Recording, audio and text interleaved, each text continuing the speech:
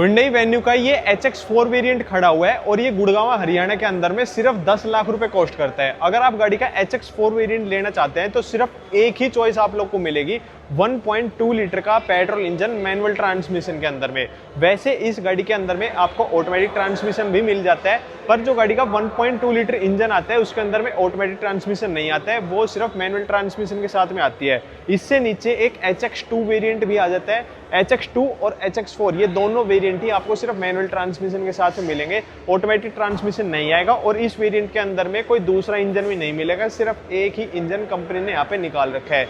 इससे ऊपर में आता है एक HX5 वेरिएंट। अगर आप उस वेरिएंट को लेना चाहते हैं तो इस वेरिएंट से 50,000 रुपये यहाँ पे महंगा बैठ जाते हैं, और 50,000 रुपये ज़्यादा देने के बाद में आपको फीचर्स भी कहीं ज़्यादा मिल जाते हैं। अगर आप HX5 वेरिएंट की वीडियो देखना चाहते हैं तो मैंने अपने चैनल पे अपलोड कर रखी है। आज की वीडियो में बताऊंगा कि इस HX4 वेरिएंट के अंदर में आपको कौन कौन से यहाँ पे फीचर्स मिल जाते हैं। देखो जहां जो चेंज आएगा ना HX5 वेरिएंट से HX4 वेरिएंट के अंदर में, तो वो भी मैं आप लोग को बताता चलूंगा। इस फ्रंट प्रोफाइल के अंदर में देखोगे, पहले चेंजेस बताता हूँ। गाड़ी के अंदर में कंप्लीट यहाँ पे फ्रंट फेसिया चेंज हो चुका है, और जो आप ये ग्रिल देख रहे हैं ना, डार्क क्रोम के अंदर में दे रखी है, देखने में बड़ी अच्छी सी लग रही है। और फ्रंट लुक से आप देखने में कुछ आपको अल्कजार जैसी सी लगेगी।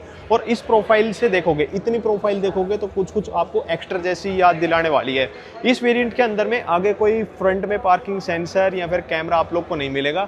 DRLs जो है गाड़ी के अंदर में आ जाएंगे, प्रोजेक्टर हेडलैम्प्स आ जाएंगी येलो थ्रो के साथ में, और जो इंडिकेटर्स हैं वो आपको हैलोजन बल्ब के साथ में मिल जाएंगे। कनेक्टिंग वाले DRLs नहीं आएंगे, ये ना क्रोम दे रखा है, इस वजह से आपको लग रहा है कि ये ग्लो कर रहे हैं। सिर्फ जो ये वाला पार्ट है ग्लो कर रहा है, और यहाँ पे यूं ही क्रोम लाइनिंग ही आप लोग को मिल जाती है। और ये ग्लास वाला एरिया सा यहाँ पे दिया गया है। साइड प्रोफाइल में जैसे आप देखोगे तो सिर्फ फ्रंट ही डिस्क ब्रेक मिलेगा, रियर जो है गाड़ी के अंदर में ड्रम ब्रेक आएगा। व्हील कवर से जो है गाड़ी के अंदर में आएंगे 195/65 R15 इंच का टायर सेक्शन गाड़ी के अंदर में यहाँ पे दिया गया है, और गाड़ी के चारों तरफ में आपको रफ ब्लैक क्लैडिंग का यूज भी मिल जाएगा।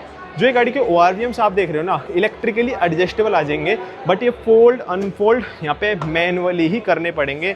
इनके ऊपर में LED इंडिकेटर भी आ जाएगा, कोई कैमरा नहीं आएगा, और कोई पडल लैम्प भी गाड़ी के अंदर नहीं आएगा। विंडो के नीचे कोई क्रोम लाइनिंग भी आप लोग को नहीं मिलेगी, और ना ही ड्राइवर साइड ना ही पैसेंजर साइड आपको कोई भी रिक्वेस्ट सेंसर मिलेगा। जो इसका HX5 वेरिएंट आता है वहाँ पे आपको ड्राइवर साइड में रिक्वेस्ट सेंसर मिल जाता है, यानी कि कीलेस एंट्री मिल जाती है। पर इस वाले वेरिएंट के अंदर में कोई कीलेस एंट्री आप लोग को नहीं मिलेगी, और ना ही यहाँ पे कोई आप लोग को सनरूफ मिलेगी, ना ही कोई यहाँ पे रूफ रेल्स मिलेगी। शार्क फिन का एंटीना जो है गाड़ी के अंदर में मिल जाएगा। और जो ये गाड़ी है ना, सिर्फ आपकी पेट्रोल इंजन या फिर डीजल इंजन के साथ में आती है, कोई गाड़ी के अंदर में CNG का ऑप्शन नहीं मिलता है। लोग बात क्या है, इसको बाहर से CNG में जाहिर सी बात है फिट करा ही लेंगे।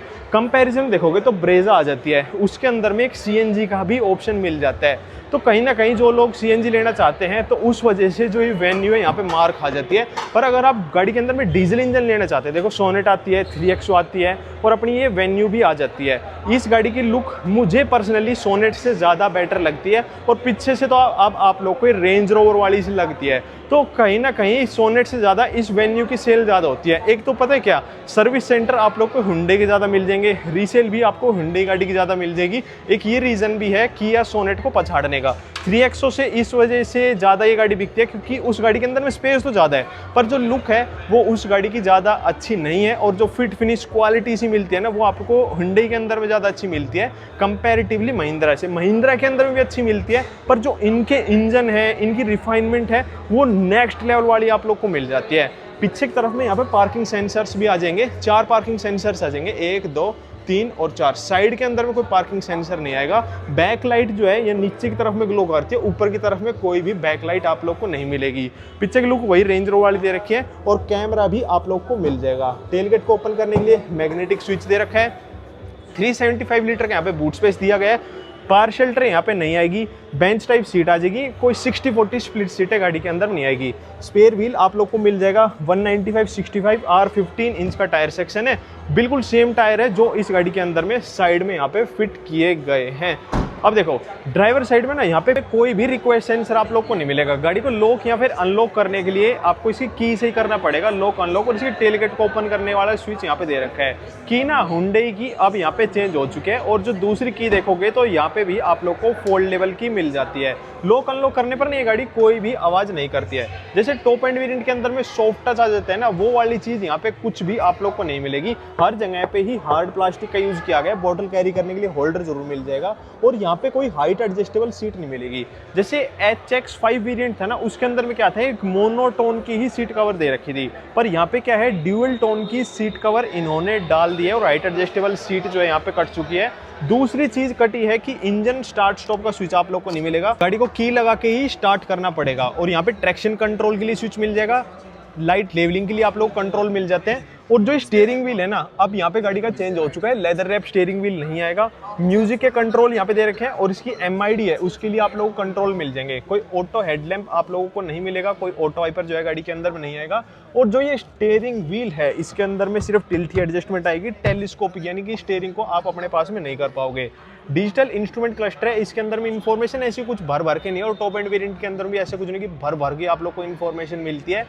एक डायरेक्शन एक्स्ट्रा मिल जाती है। डायरेक्शन क्या, जैसे गूगल मैप चलाओगे तो सिर्फ उसमें डायरेक्शन शो करता है, टाटा वाटा की तरह ऐसे नहीं कि पूरा ही गूगल मैप चल जाता है। इसके अंदर में एक तो आपका वो आ गया, जैसे स्पीड वगैरह आ गई, दूसरी चीज़ आ गया TPMS, और ट्रिप भी, एवरेज वेवरेज, बस यही चीज़ें जो हैं इसके अंदर में शो करता है। टच स्क्रीन डिस्प्ले आप लोग को मिल जाती है, और इसका रेस्पॉन्स नो डाउट काफ़ी ज़्यादा अच्छा मिलता है। वायरलेस एंड्रॉइड ऑटो और एप्पल कारप्ले की कनेक्टिविटी भी मिल जाएगी, और जो कैमरा की क्लियरिटी है वो भी काफ़ी ज़्यादा अच्छी सी मिल जाती है।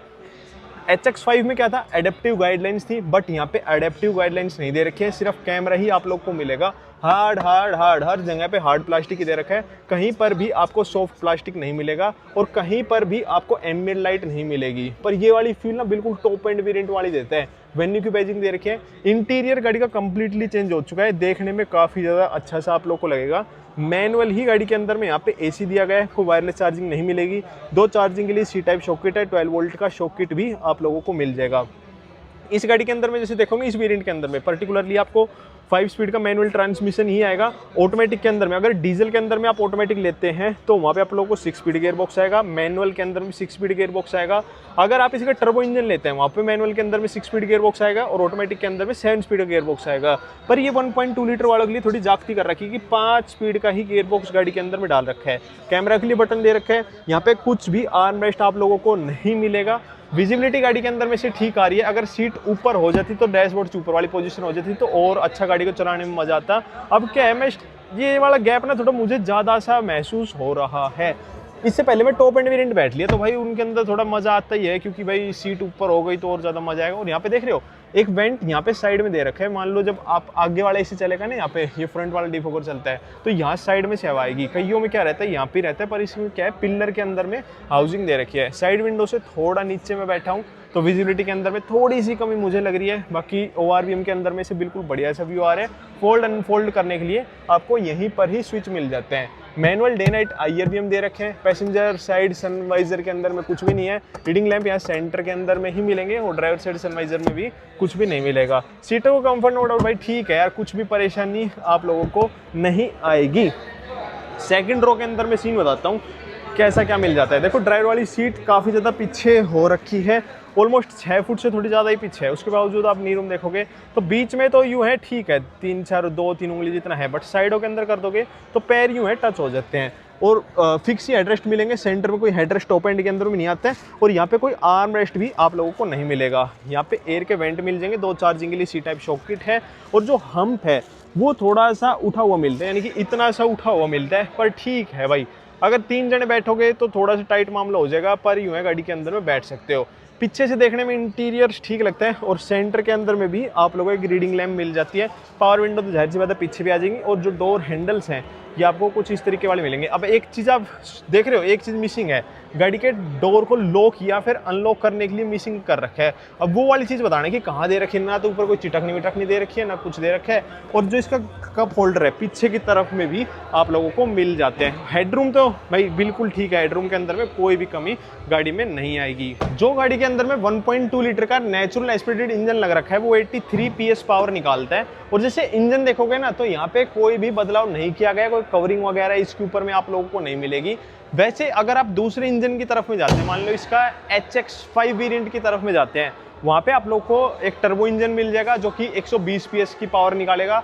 चलाने में मजा आएगा बट पॉकेट में मजा नहीं आएगा जब आप उसके अंदर में तेल डलवाओगे। एक आएगा इसके अंदर में 1.5 लीटर का डीजल इंजन, उसको चलाने में मजा आएगा, और तेल डलवाओगे तब भी आप लोग को मजा आएगा, क्योंकि वो माइलेज अच्छी खासी दे देता है, 20+ की माइलेज वो निकाल के दे देता है। बाकी अगर आप देखो, मैं आप लोग को ये सजेस्ट करूंगा, इसके HX4 वेरिएंट की जगह आप इसका HX5 वेरिएंट ले सकते हैं। 40 से 50 हज़ार रुपये एक्स्ट्रा देने हैं, और इतने रुपए देने के बाद में कीलेस एंट्री आप लोग को मिल जाएगी, पुश स्टार्ट आप लोग को मिल जाएगा, सनरूफ आप लोगों को मिल जाएगी। तो इन फीचर्स के लिए भाई वो वेरिएंट ठीक है यार, वर्थ करता है। कीलेस एंट्री अगर आप गाड़ी चलाओगे ना तो एक अलग ही मजा सा आएगा। सिर्फ आपको चेंज क्या कराने की जरूरत है, जो व्हील कवर्स है ना, सिर्फ और सिर्फ ये चेंज कराने की जरूरत है। बाकी चॉइस आपकी है, पैसे आपके, स्पेंड आपको करने हैं। जय श्री राम, जय बजरंगबली।